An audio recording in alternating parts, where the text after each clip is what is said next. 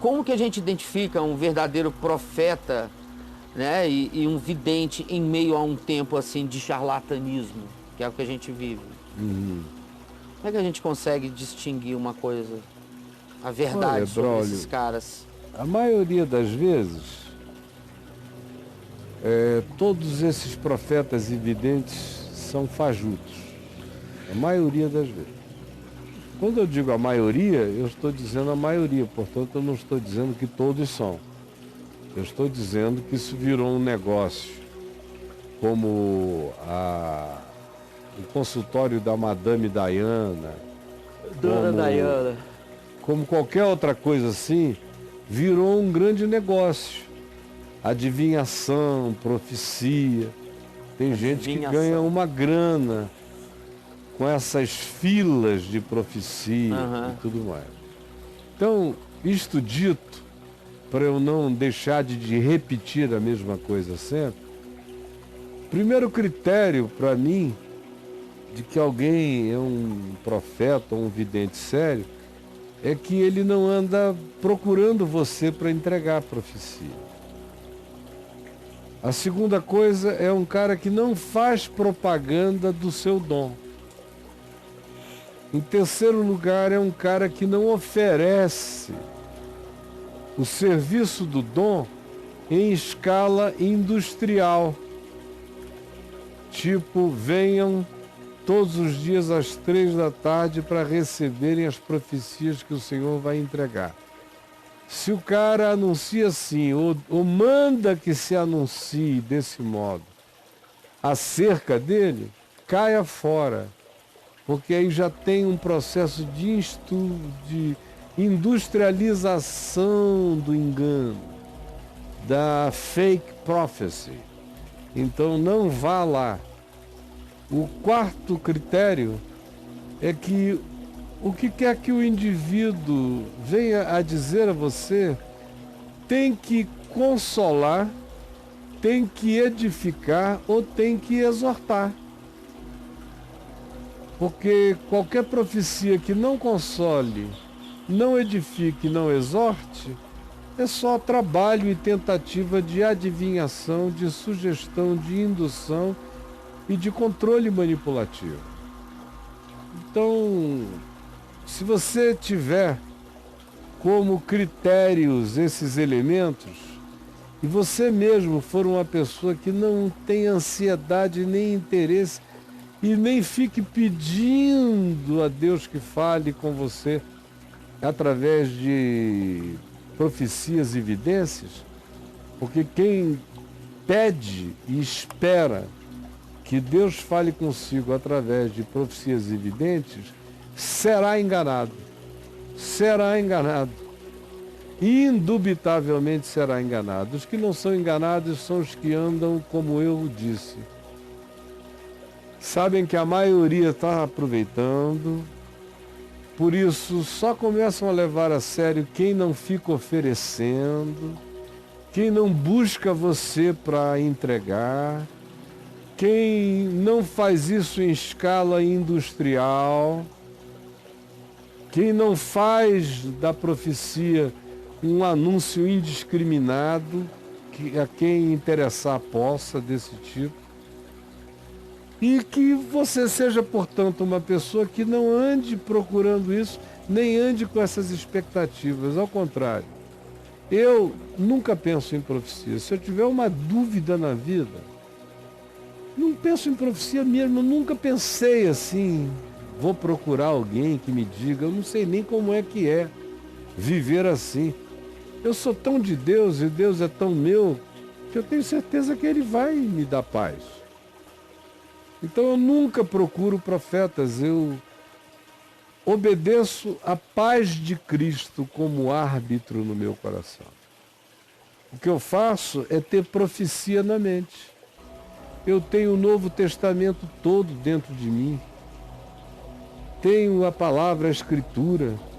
Tenho tudo que do Velho Testamento se tornou coerente com Jesus e, portanto, continua atualizado como princípio e referência para minha mente, meu discernimento, meu juízo, meu entendimento, minha compreensão. Uso o bom senso, uso a lógica, uso a compreensão, uso a inteligência, uso a razão, uso a ponderação, uso a prudência, uso a observação para entender, para discernir. E se for algo para além da minha compreensão, eu confio, eu entrego ao Pai. Entrego. Mais do que vocês imaginem e imaginam que eu entrego. Agora mesmo, ano passado, eu vi uma pessoa que era da minha mais profunda confiança dar um golpe horroroso em 3, 4 grandes amigos meus, um golpe financeiro. Levou milhões deles. Nossa. Milhões. E me usou. Veio aqui na minha casa 4 vezes. Eu conheci a família dele há 45 anos. Vi o menino nascer, já é um homem de 40. Parecia ser sério, trabalhar sério, me pediu recomendações. Eu recomendei. Mas ainda assim quis que as pessoas o conhecessem e ele convenceu as pessoas de que o projeto dele era sério. E as pessoas colocaram um dinheiro expressivo no projeto do cara. E o cara usou o dinheiro, não fez o que no contrato ele acertou que seria o investimento e usou o dinheiro das pessoas para fazer uma outra coisa louca da cabeça dele, que não deu certo até hoje e tem tudo para dar errado. Imagina como eu me senti, os meus amigos queridos, a tristeza que me deu pelos pais dele, que são meus amigos há 40 e tantos anos. Tristeza enorme de ver o prejuízo que ele deu. Deixou alguns em estado de desespero. E o que é que eu faço nessa hora? Eu vou procurar um profeta para saber se ele vai retornar o dinheiro? Eu não. Eu coloquei nas mãos de Deus, chamei os meus amigos, depois que eu verifiquei o grupo do cara, os meus amigos é que tinham percebido até antes de mim, chamei, conversei com cada um, conversei com o rapaz já umas 3 vezes, ele se ajoelha e diz que vai resolver tudo, mas já tem 1 ano e não resolve. E os indícios são péssimos. Uma profecia eu não procurei nenhuma, e nem vou procurar. Eu coloco diante de Deus, eu oro, eu entrego. E como dizia meu pai, eu fico morrendo de pena do garoto. Pena porque ficar enganando gente séria, santa e de Deus é um perigo, né? Você engana um mafioso, mentiroso, calhorda e ladrão, é um perigo por outras razões, ele pode te matar. Agora, você pegar gente boa, santa, de Deus, que está colocando o recurso ali com objetivos maiores até do que o negócio em si, eu sabia quais eram os objetivos maiores. E vem um cara, criado no Evangelho, sabendo tudo sobre Deus e Jesus, e faz uma coisa dessa. Meu pai diria, meu filho, é de dar pena desse rapaz, porque ele está entesourando juízo para si. Uma profecia eu não procuro, meu coração está pacificado, o Evangelho me habita. O Evangelho é o espírito de toda profecia. O espírito de toda profecia é Jesus. Jesus é o espírito da profecia.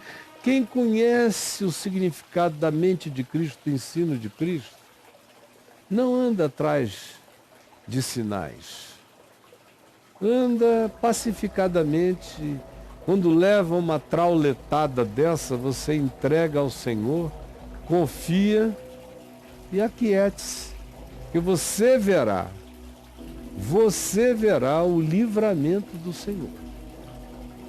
E você verá aquilo que hoje você não entende ser entendido, porque o que eu faço, tu não sabes agora, compreendê-lo-ás depois.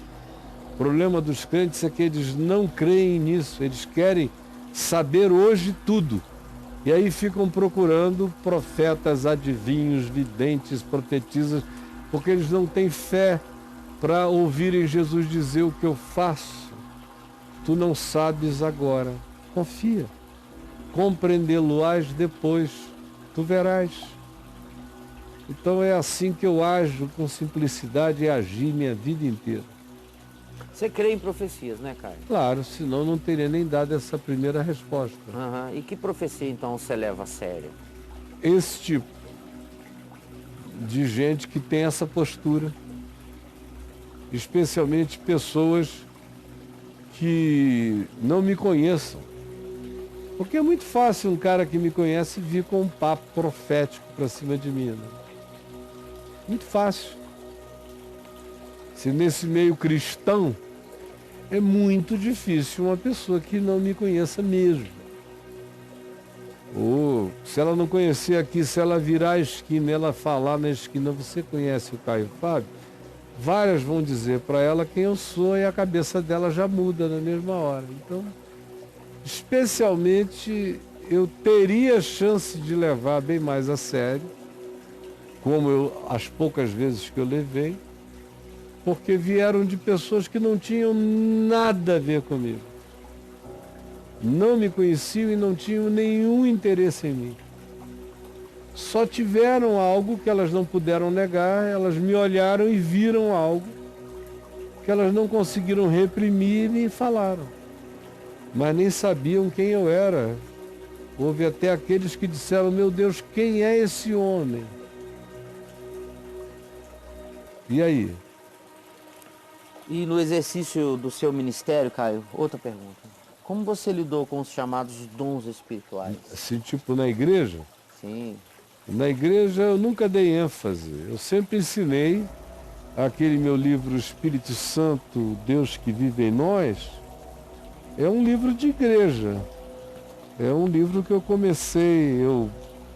preguei todas as mensagens do livro. Deixa eu ver se ele está aqui nesse monte. Eu preguei todas as mensagens dele em Manaus, em 1978, na Igreja Presbiteriana de Manaus, Igreja Presbiteriana Central de Manaus, onde eu era pastor, junto com meu pai. Então, não está aqui, mas deve estar ali no GC. Eu falei aquele livro como profecia, como ensino da palavra, lá em Manaus. Foram dias e dias e dias falando e gravando. Depois eu fui a Niterói em 1980, antes de eu assumir o pastorado da Igreja Presbiteriana Betânia, e ensinei e fiz o mesmo estudo bíblico durante uma semana. E depois que eu assumi o pastorado da Igreja Presbiteriana Betânia em Niterói, de novo, um ano ou dois depois, eu fiz uma outra série exatamente baseada nas mesmas coisas. E esse é o livro que diz como eu trato isso na igreja local, que foi como eu tratei em Manaus, na Igreja Presbiteriana Betânia, como eu tratei aqui no Caminho da Graça, durante os anos em que eu fui o mentor da primeira estação do Caminho da Graça no país, que é essa aqui de Brasília, que eu comecei, e de onde as outras surgiram. De modo que, desse jeito eu trato, sem nenhuma ênfase, a não ser aquela exatamente idêntica ao que Paulo diz em 1 Coríntios 12 e 14. Escreveu, não leu, daquele jeito, pau comeu. Não tem o estímulo E se aparecer, tem que ser nos moldes completamente bíblicos. Do contrário, eu paro qualquer um. Mas paro, já parei dezenas. Já.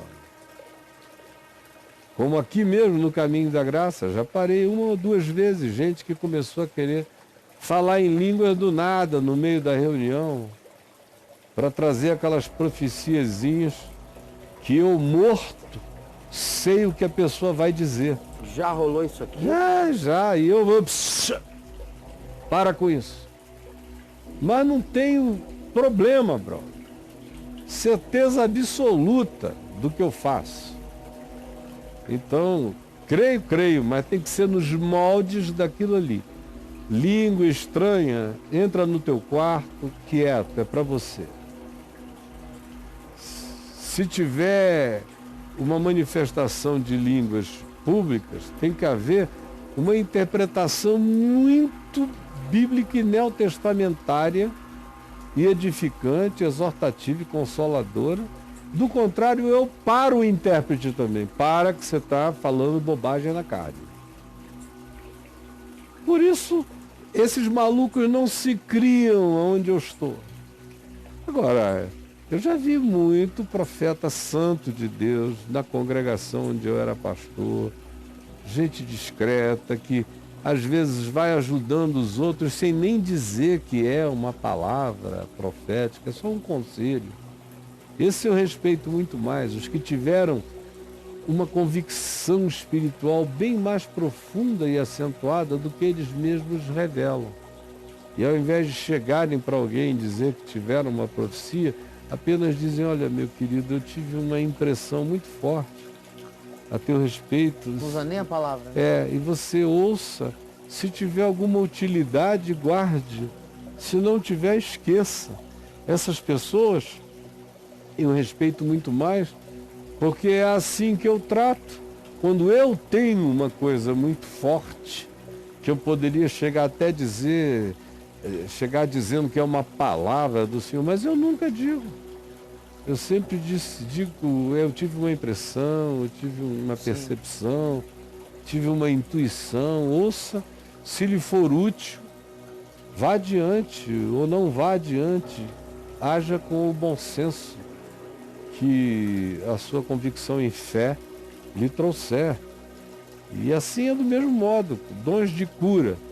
Creio em todos eles, oro pelos doentes, já vi milhares de curas sobrenaturais. Agora, ficar fazendo fila, marcar reunião de sexta-feira para cura divina, para isso ou para aquilo, eu não faço porque vira indústria. Indústria da carnalidade dos ministradores e da expectativa pagã daqueles que vêm com essa busca tão aficionada, tão já fanatizada, tão sugestionada. Mas esse meu livro, vocês estão perdendo o maior tempo do mundo. Esse é um livro terapêutico. O Espírito Santo, Deus que vive em nós, é um livro que todo mundo deveria ler. É maravilhoso. E está aí, olha, a primeira vez que eu falei esse livro foi em 78. Eu não mudo uma palavra dele até o dia de hoje. Tudo que está aí está na validade absoluta porque é Evangelho de Cristo. Não vai mudar, vai estar sempre contemporâneo. E aí? Caio, você acha que ainda existe esse profeta que você contou a história dele aí? Existe? Existe. Cada vez menos. Esse profetinha que não usa a palavra tive uma profecia, ele dá um conselho. Isso. Tem uns poucos e eu os identifico e os acarinho com muito amor. E elogio a eles no silêncio. Dizendo, eu fico muito feliz de ver o seu procedimento. Continua assim, meu irmão. Eu não faço esses elogios publicamente, senão estrago o cara. Daqui a pouco ele está todo vaidoso. Pouca gente consegue ouvir elogios públicos e continuar normal, o mesmo, desembabacado. Sim. A maioria se embabaca, infelizmente. São todos imaturos demais. E aí? Ô Caio, você crê nos dons espirituais do Novo Testamento para os dias de hoje? Claro. Esse meu livro é sobre isso. Sobre dons espirituais para os dias de hoje. E que só podem e só devem ser admitidos se estiverem dentro da forma, da formatação de 1 aos Coríntios 12 e 14. Fora daquilo ali, eu não deixo. Só cria confusão, divisão, problema, carnalidade, briga. Briga mesmo, eles ficam brigando profeticamente um contra o outro. Que coisa. Aí vem um profeta, lasca uma profecia contra o outro se levanta, manda um troco. É uma porcaria nojenta, feia. O pessoal desses ambientes sabem do que eu estou falando. E aí, Bruno? E você crê nos... quais as profecias que foram entregues para você e que você respeitou, assim? Houve várias. Quando eu digo várias, não é uma multidão, porque eu não sou esse tipo, como eu já disse aqui, de ter qualquer forma de expectação a esse respeito. Profetável. Mas eu tive várias. De certa forma, eu sempre soube que eu tinha um ministério da palavra desde os 13 anos de idade, porque o homem que eu mais respeitava e respeitei nessa vida, depois do meu pai, olhou para mim quando eu tinha 13 anos de idade, em lágrimas ele me pegou, o reverendo Antônio Elias, e me falou banhado de lágrimas: meu filho, pode viver sua juventude como você queira, mas você não tem opção. Vai chegar o dia em que Deus vai te pegar pela mão e Ele vai te usar, mas vai te usar tanto como ninguém é capaz de imaginar que Ele usaria. Ele vai fazer com você o que, se eu tentasse lhe dizer, eu não conseguiria, e você, com a sua idade, não teria nem condição de vislumbrar. Não se preocupe, só leve no coração isso. E eu levei, e olha que eu estava no meio da confusão. Era maconha o dia inteiro, anfetamina. Botando quente. Onde tivesse alguma chance de ficar pior, lá estava eu. Caião. Onde tivesse uma chancezinha de dar uma piorada, lá estava eu. E fui fazendo o meu melhor para piorar o máximo possível. Estava profissional. Fui fazendo. Se a profecia quiser que me agarre, que me pegue. Sim. Foi Deus, então deixa ele me pegar. Porque eu não vou facilitar. E fui tentando atrapalhar a profecia, embora eu não pensasse nela. Isso é outra coisa que eu fiz. Se foi Deus, isso é um problema de Deus. Sei. Você passou batido nessa conversa dele? Eu não pensei no dia seguinte, não. Eu sabia que o que ele tinha dito... É isso aí. Era verdade. Sabia? Eu sabia, no mínimo, que o homem que me tinha dito aquilo, o reverendo Antônio Elias, era um homem da verdade. Sim. Ele podia até estar enganado a meu respeito, mas ele falou com toda a verdade do coração dele. E eu guardei no meu, mas eu fui embora. Essa menina do Neymar ia dar tudo sem receber nada, sem acordo nenhum, e ainda ia sair contente. Tava naquela de pesca de arrastão em alto mar. Sei. Durante muito tempo. Quando a palavra de Deus me pegou, ela me pegou sozinho. Não teve ajuda de crente, ninguém estava perto de mim, ninguém veio atrás de mim, ninguém me deu ideia, ninguém me pegou pelo braço, ninguém... Enfim, eu fui. Eu parei, eu quis, eu disse: chega, deve ser essa hora. Eu não tenho mais para onde ir, eu fiquei encurralado. Então começou assim. Depois, por exemplo, quando eu mudei de Manaus, da Igreja Presbiteriana Central para a Igreja Presbiteriana Betânia, em Niterói, também eu tive uma série de 12 ou 13 testemunhos proféticos entre pessoas que não sabiam nada do que estava no meu coração, algumas delas em Manaus, outras no Rio, dizendo exatamente a mesma coisa na mesma hora, do mesmo modo, no espaço de 15 dias. O mesmo tema? Mesmo tempo. Que é isso, cara? Aí eu não tive a menor dúvida. O desejo era meu e já estava firmado no meu coração, eu só tomei aquilo como testemunho. 13 pessoas. Tive outras ocasiões, coisas assim veementemente poderosas. E eu não vou gastar o tempo todo aqui falando, mas tem algumas que são inacreditáveis, de tão detalhadas e de tão espontâneas, de gente que não estava atrás de mim, nem eu atrás de ninguém, foi plof. Aconteceu. E aconteceu na mente madura de um cara que também não fica usando aquilo como mapa para viver dali para frente. Se a profecia é profecia, ela que corra atrás de mim. Eu não estou aqui para ajudá-la a cumprir-se. Ela que seja soberana o bastante para fazer-se acontecer. E um dos mais poderosos de todos foi aquele episódio que está aí no portal sobre o portão dos invisíveis. Se você escrever a palavra invisível, o portão dos invisíveis, alguma coisa assim, que é uma palavra profética poderosa que está narrada no meu portal, em mais de um lugar.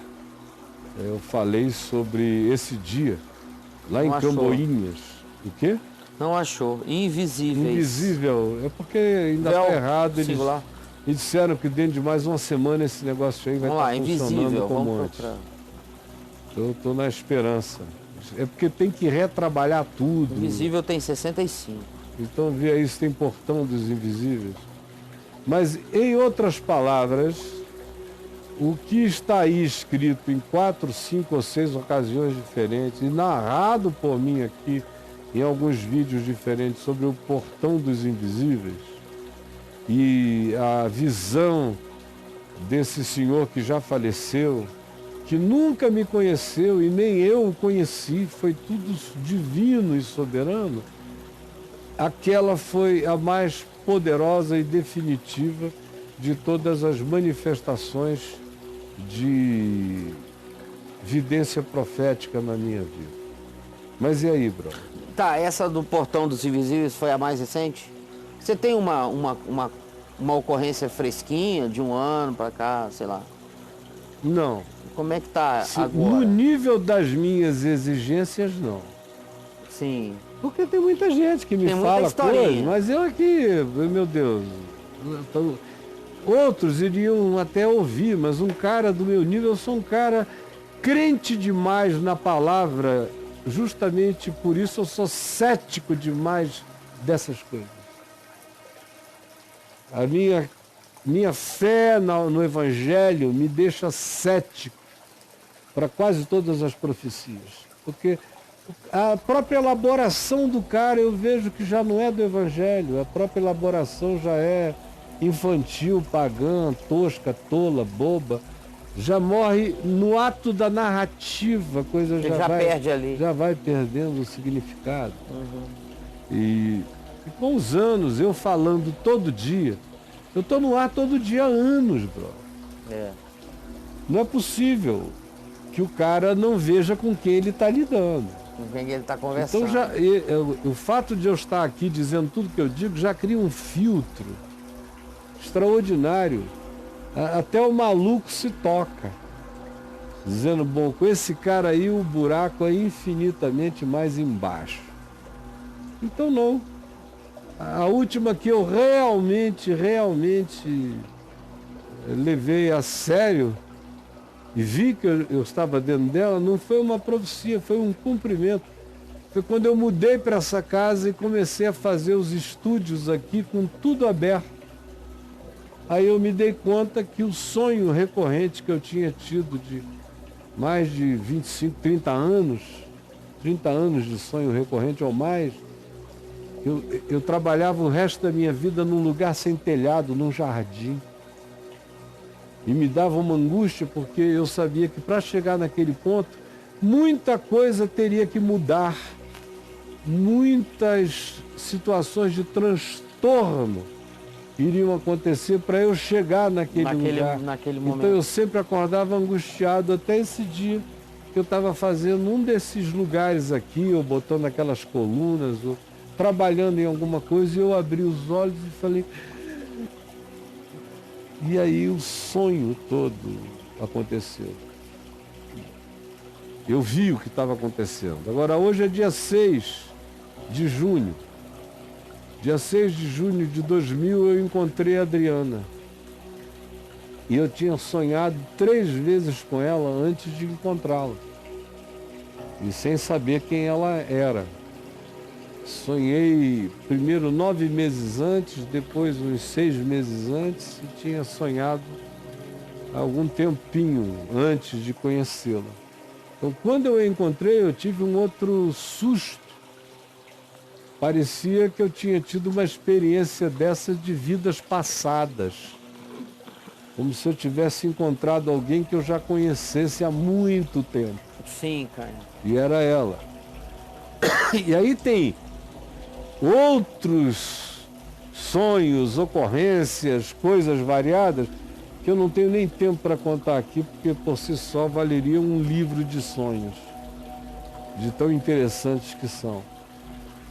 Portanto, mais do que palavras proféticas que alguém me traga, Deus fala comigo mesmo. Eu não tenho tantas histórias proféticas para contar, mas eu tenho centenas de falas de Deus comigo e para mim. Isso é que me dá toda a paz, porque Ele fala comigo. Eu não fico quando eu estou diante de um grande problema, eu não digo, eu preciso procurar alguém que me ajude a resolver, eu só digo, Senhor, fala comigo. E Ele fala. Especialmente porque eu não fico acordando dizendo vai ser hoje ou amanhã, eu não tenho determinações, não tenho prazos, eu só digo fala comigo, me instrui, me toma pela mão e me ensina o caminho dessa jornada. E eu já sei como os passos têm que ser dados, porque já estão pré-definidos por Jesus no Evangelho.